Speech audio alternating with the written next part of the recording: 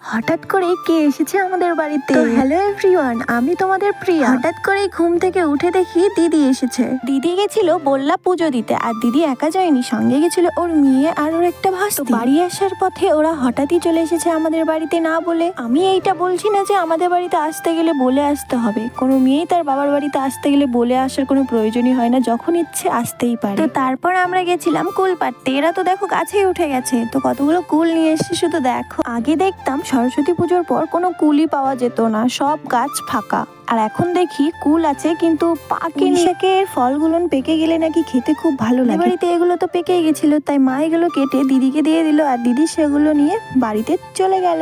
দিদি শুধু পুঁই শাক নিয়ে গেছিল না গাইস, লাউ নিয়ে গেছিল আর কুলও নিয়ে গেছিল। দিদিকে গাড়িতে তুলে দেওয়ার পর আমরা চলে গেছিলাম মাঠে বোতে শাক তুলতে। আর দেখো এখানে বোতে শাক শুধু জমিতে ভরা। এরকম অনেক মানুষ আছে যারা শাকগুলো খেতে চায় কিন্তু পায় না, আবার অনেকে আছে যারা কিনে খায়। যেহেতু আমি গ্রামের মেয়ে, তো আমার এগুলো নিয়ে সমস্যা হয় না, কারণ আমাদের গ্রামে সবই পাওয়া যায়। কারো লাগলে চলে আসবে। Tata, bye bye.